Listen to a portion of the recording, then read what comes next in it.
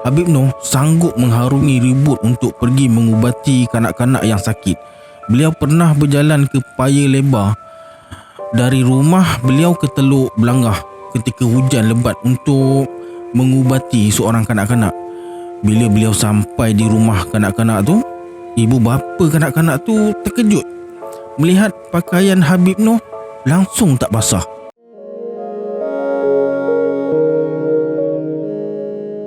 A'udzubillahi minasyaitonirrajim. Bismillahirrahmanirrahim. Assalamualaikum semua.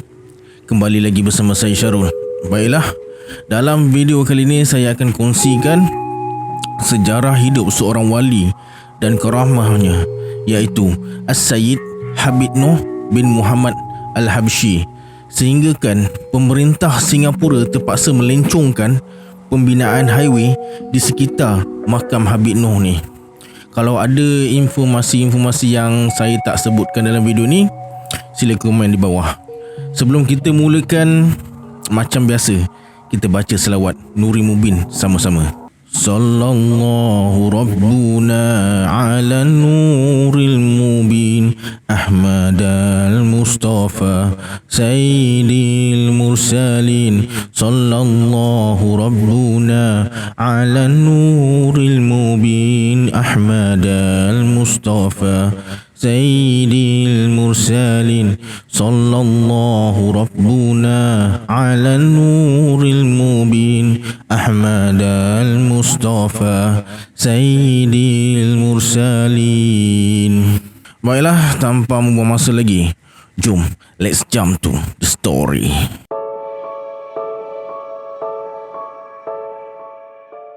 Nama penuh Habib Noh ialah As-Sayyid Habib Noh bin Muhammad Al-Habsyi. Beliau yang datang dari Kedah adalah merupakan seorang yang berbangsa Arab, berasal dari Yaman, dan asal usul keturunan beliau juga adalah daripada keturunan Rasulullah SAW menerusi nasab Zainal Abidin bin Sayyidina Husin radhiyallahu. Tak banyak maklumat yang diketahui tentang kehidupan awal Habib Noh. Beliau hidup sekitar tahun 1788 Masihi sehingga 1866 Masihi. Datang daripada keluarga 4 adik-beradik lelaki, iaitu Habib Noh, Habib Arifin dan Habib Zain. Kedua-duanya meninggal di Pulau Pinang, dan Habib Salikin yang meninggal di Daik, Indonesia. Dari perkahwinan beliau dengan Encik Hamidah yang berasal dari Provinsi Wellesley, Pulau Pinang, mereka dikurniakan seorang anak perempuan bernama Sharifah Badaniah. Sharifah Badaniah kemudiannya berkahwin dengan Syed Muhammad bin Hasan Al-Shatri di Jerutung, Pulau Pinang. Pasangan ni kemudiannya memberikan Habib Noh hanya seorang cucu perempuan bernama Sharifah Rugayah. Dia berkahwin dengan Syed Alwi bin Ali Al-Junaid dan mereka mempunyai 2 orang anak lelaki dan 3 orang anak perempuan bernama Syed Abdul Rahman, Syed Abdullah, Sharifah Muznah, Sharifah Zainah dan Sharifah Zubaidah.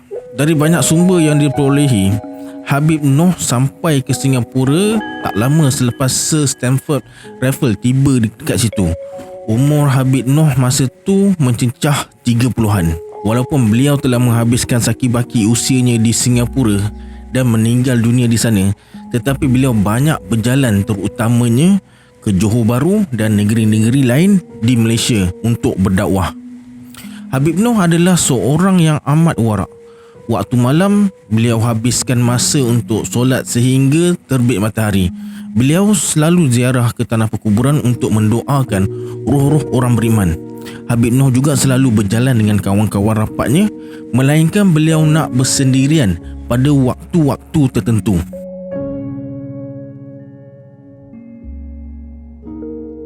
Banyak karamah yang berlaku dan disaksikan sendiri oleh mereka yang hidup sezaman dengan Habib Noh.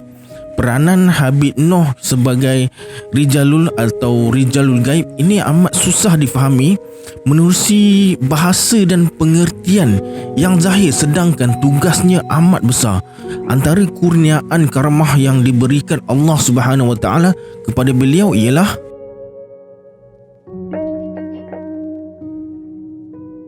Muhammad Abu Bakar berusia 102 tahun merupakan khadam kepada gurunya iaitu Syekh Haji Muhammad Said Al-Linggi pernah menceritakan satu peristiwa yang berlaku ke atas gurunya yang ada kaitan dengan As-Sayyid Habib Noh. Pada suatu hari, macam biasa, Syekh Muhammad Said masuk ke bilik suluk selepas solat asar berjemaah. Macam biasa jugalah, Abu Bakar akan tunggu di luar bilik kalau dipanggil masuk oleh gurunya untuk perkara-perkara tertentu. Namun pada petang tu dia tak dipanggil sehingga gurunya keluar dari bilik suluk bila nak masuk waktu maghrib dan terus solat maghrib berjemaah dengan anak-anak muridnya yang lain. Malam tu Syekh Muhammad Said tak mengajar. Lepas solat sunat, Syekh Muhammad Said berkata pada Muhammad Abu Bakar, "Engkau tahu aku pergi ke mana tadi?" Kata Syekh Muhammad Said. "Saya tak tahu. Aku pergi bersidang di Bukit Qauf. Aku dan Habib Noh je yang mewakili umat sebelah sini. Rasulullah SAW pun hadir dan engkau jangan ceritakan kepada sesiapa sebelum aku mati." Muhammad Abu Bakar simpan amanat ni sehinggalah Syekh Muhammad Said meninggal dunia. Syekh Muhammad Said Al-Linggi meninggal dunia pada tahun 1926. Menurut Muhammad Abu Bakar, Bukit Qauf tu berada di luar dari alam syahadah. Wallahu a'lam. Menurutnya lagi, walaupun persidangan itu dihadiri oleh Rasulullah SAW, tetapi ia dipengurusi oleh orang yang istimewa, tetapi identiti orang istimewa tu tidak diketahui. Pertanyaan Muhammad Abu Bakar kepada Syekh Muhammad Said berkenaan pengurusi istimewa itu tidak dijawab. Syekh Muhammad Said beritahu bahawa majlis yang dihadiri oleh beliau dan Habib Noh ialah persidangan wali-wali yang membincangkan antara lain tentang satu wabak yang akan turun, iaitu wabak cacar. Para wali yang bersidang tu mohon bala tu supaya tak turun. Menurut Muhammad Abu Bakar, tempiasnya masih dirasai oleh orang ramai sehingga kan ramai yang mati, terutamanya orang-orang kafir. Wabak cacar pada masa tu merupakan penyakit yang sangat bahaya dan belum jumpa ubatnya. Muhammad Abu Bakar sendiri pernah diserang wabak cacar sehingga pengsan selama 3 hari. Beliau dirawat oleh Syekh Muhammad Said. Walaupun dah sembuh dengan izin Allah, tapi parut cacar atas bahunya tak hilang.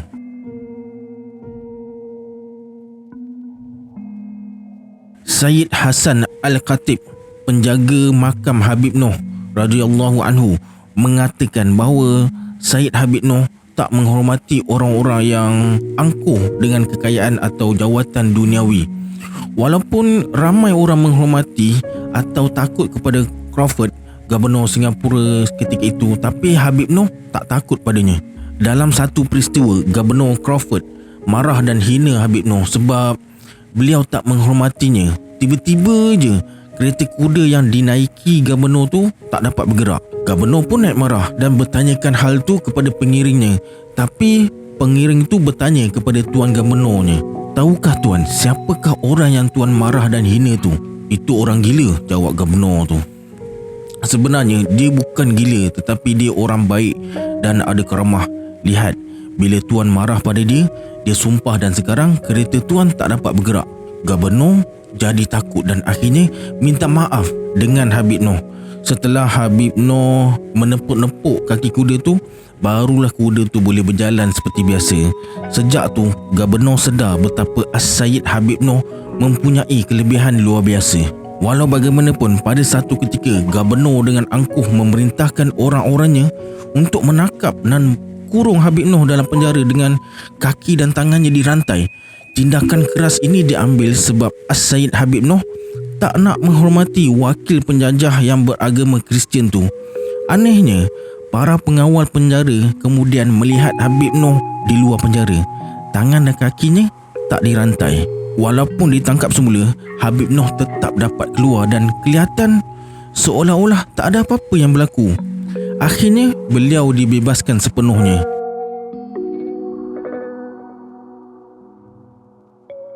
Dalam satu peristiwa lain, ketika sebuah kapal nak berlayar, muncul Habib Noh di pelabuhan. Habib Noh menahan barang-barang yang berharga daripada dibawa bersama dalam pelayaran tu.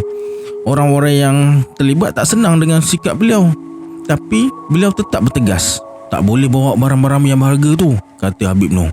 Setelah lama berbalah, akhirnya orang ramai terpaksa akur dengan kemahuan Habib Noh, dan pemilik barang-barang tersebut tak jadi kirim barangnya dengan kapal tu. Beberapa hari kemudian, penduduk Singapura dapat berita bahawa kapal yang berlayar tu terbakar dan tenggelam di tengah lautan. Barulah tuan punya barang-barang tersebut sedar hikmah di sebalik larangan Habib Noh tu.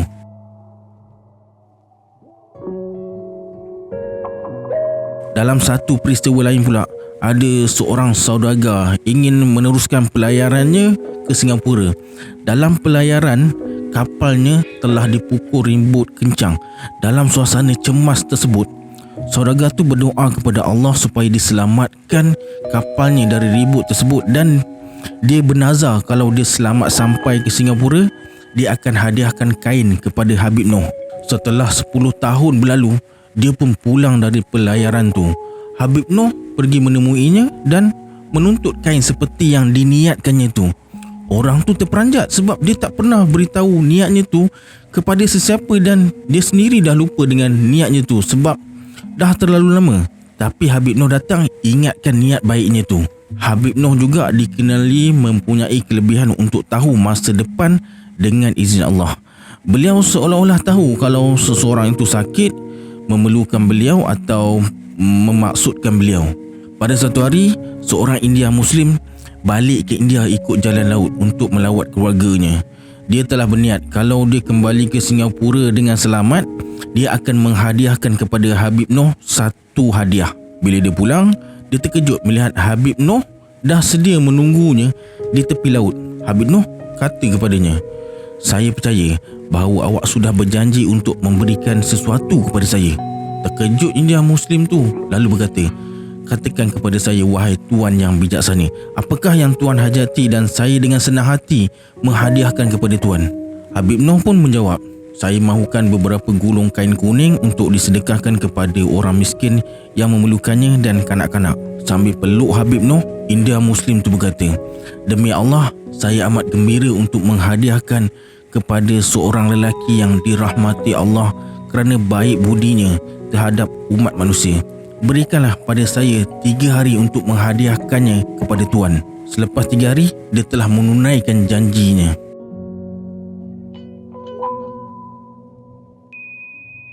Habib Noh juga dikatakan dikurniakan oleh Allah kebolehan untuk gaib dan dilihat berada di tempat-tempat yang jauh.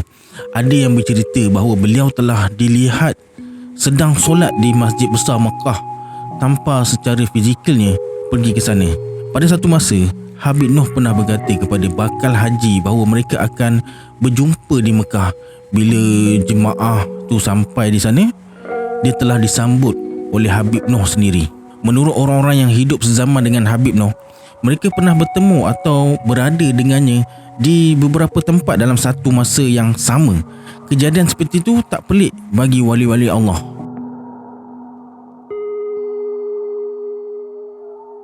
Habib Noh juga terkenal sebagai seorang tabib.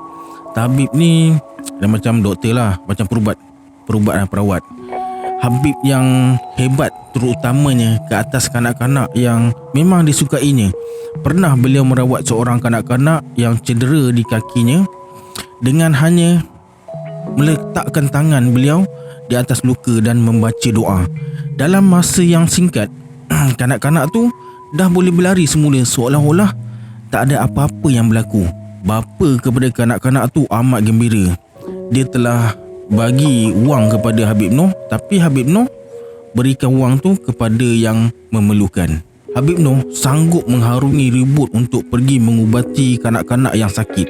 Beliau pernah berjalan ke paya lebar dari rumah beliau ke Teluk Belangah ketika hujan lebat untuk mengubati seorang kanak-kanak. Bila beliau sampai di rumah kanak-kanak tu, ibu bapa kanak-kanak tu terkejut melihat pakaian Habib Noh langsung tak basah.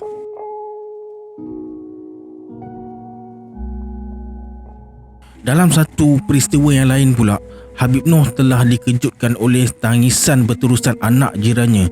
Bila Habib Noh pergi ke sana, beliau dapati bahawa keluarga tu amat miskin dan tak mampu beli makanan untuk anak yang kelaparan tu. Habib Noh menangis bila mendengar cerita keluarga miskin tu. Kemudian Beliau ambil satu tempurung kelapa untuk tuangkan air ke dalamnya dan membaca doa. Dengan kehendak Allah, air itu bertukar jadi susu untuk diminum oleh kanak-kanak tersebut.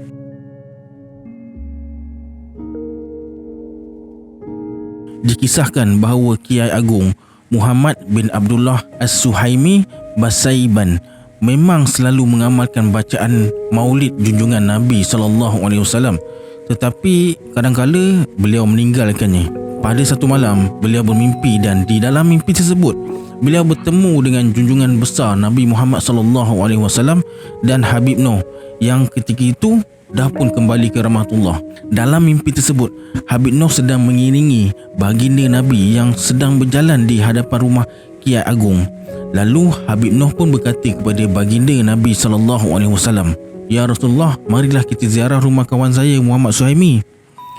Tapi baginda Nabi tak nak sambil bersabda, "Aku tak mahu menziarahinya kerana Muhammad Suhaimi ini selalu lupakan aku, kerana dia selalu meninggalkan bacaan maulidku."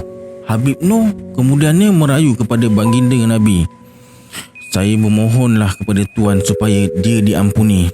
Setelah itu barulah baginda Nabi SAW nak masuk dan duduk dalam rumah Kiai Agong. Inilah kisah mimpi Kiai Agong. Lepas isyarat mimpi itu, Kiai Agong tak lagi meninggalkan bacaan maulid sehingga dalam pelayaran sekalipun, dan walaupun hanya 2 atau 3 orang saja dalam majlis pembacaan tersebut.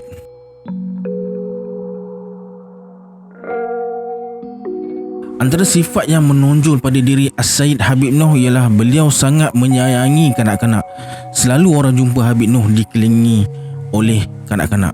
Kadang-kadang beliau singgah di kedai-kedai bersama sekumpulan kanak-kanak yang akan ambil seberapa banyak makanan yang ada tanpa apa-apa bayaran. Anehnya, kesemua tuan kedai tak melarang perbuatan tu. Mereka yakin kedai mereka akan beroleh keberkatan kalau dikunjungi oleh Habib Noh bersama kumpulan kanak-kanak tersebut. Perkara ini terbukti bila kedai-kedai orang Islam yang pernah dikunjungi oleh Habib Noh bersama kanak-kanak menjadi maju dan tak putus-putus dikunjungi pelanggan. Sayyid Habib Noh sayang kepada kanak-kanak kerana mereka adalah Ahlul Jannah, ahli syurga.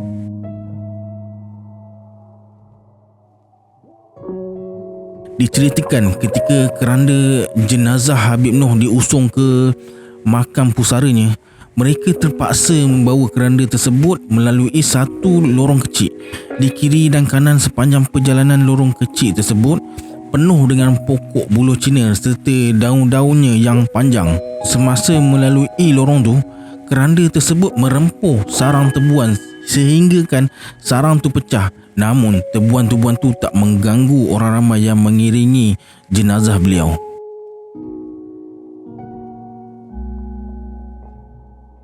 Karamah beliau tak habis dekat situ je. Semasa Perang Dunia Kedua, bila Teluk Belangah dibom dengan hebatnya oleh Jepun, tak ada satu pun bom yang singgah di pusara Habib Noh.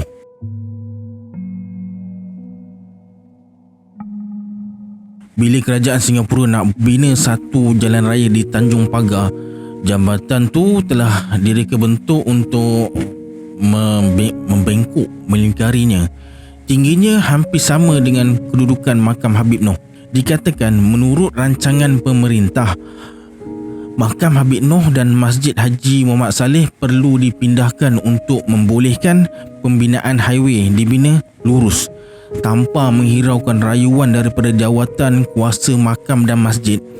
Kontraktor pembangunan telah menempatkan beberapa jentolak untuk memulakan kerja-kerjanya. Dengan kuasa Allah, semua jentolak tak dapat dihidupkan. Akhirnya, lebuh raya terpaksa dibina membelok di antara sekitar makam dan masjid.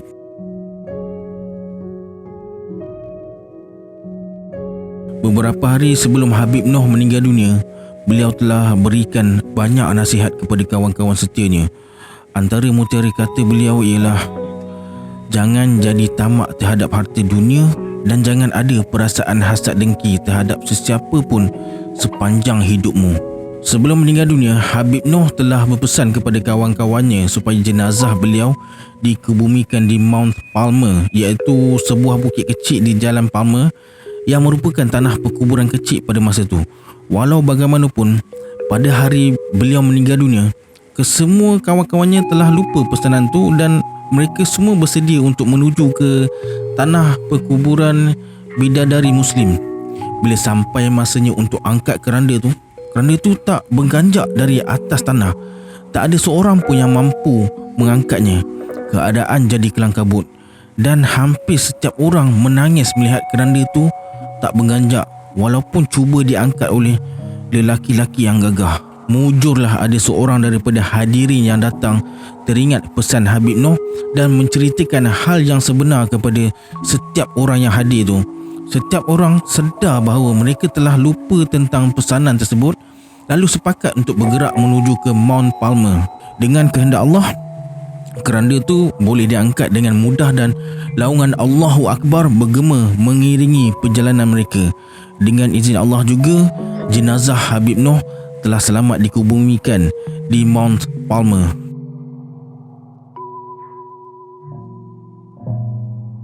Setelah 78 tahun mengabdikan diri beliau kepada Islam, akhirnya Habib Noh pulang ke rahmatullah pada hari Jumaat 27 Julai 1866 bersamaan dengan 14 Rabiul Awal 1283 Hijrah. Habib Noh menghembuskan nafasnya yang terakhir di Teluk Belangah di kediaman Temenggung Abu Bakar, Johor.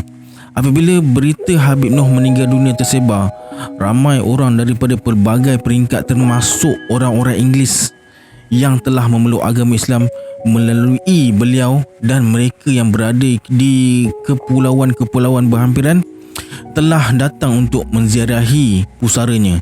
Pada hari yang sama, semua aktiviti harian kereta kuda yang ada di Singapura dihentikan untuk membawa pengunjung-pengunjung ke makamnya tanpa bayaran. Di belakang makam Habib Noh terdapat sebuah makam yang dipercayai adalah makam Qadi pertama Singapura pada era pemerintahan British. Beliau dikatakan anak saudara kepada Habib Noh dari kaum kerabat Al-Habsyi. Namanya Said Abdul Rahman bin Salim Al-Habsyi yang wafat pada tahun 1867. Beberapa tahun selepas jenazah Habib Noh dikebumikan pada tahun 1890, seorang hartawan bernama Said Muhammad bin Ahmad Al-Sagof telah membuat binaan di atas makam Habib Noh tersebut dan beberapa tahun lalu makam tu dibaik pulih sebab binaan lama dah hampir roboh. Pada tahun 1962, kerajaan Singapura menambak laut di sekitar makam tu sehingga menjadi dataran dan di situ juga didirikan bangunan-bangunan. Keadaan tempat tu sekarang jauh berbeza kalau dibandingkan sebelum ada makam Habib Noh. Dengan itu, makam Sayyid Habib Noh terus selamat dan terjaga. Makam Habib Noh yang terletak di atas sebuah bukit kecil di Jalan Palmer bersebelahan dengan Masjid Haji Muhammad Saleh telah diambil alih sepenuhnya oleh pihak Majlis Ugama Islam Singapura untuk segala urusan yang berkaitan dengan makam. Memang dah menjadi kebiasaan makam Habib Noh sering diziarahi oleh orang ramai termasuk orang-orang Arab dari Hadramaut dan negara-negara Arab lain serta umat Islam di sekitar Asia untuk mendapat keberkatan daripada kewaliannya, juga sebagai memenuhi seruan Rasulullah SAW supaya menziarahi kubur agar dapat mengingati mati. Semoga Allah merahmati ruh beliau. Al-Fatihah.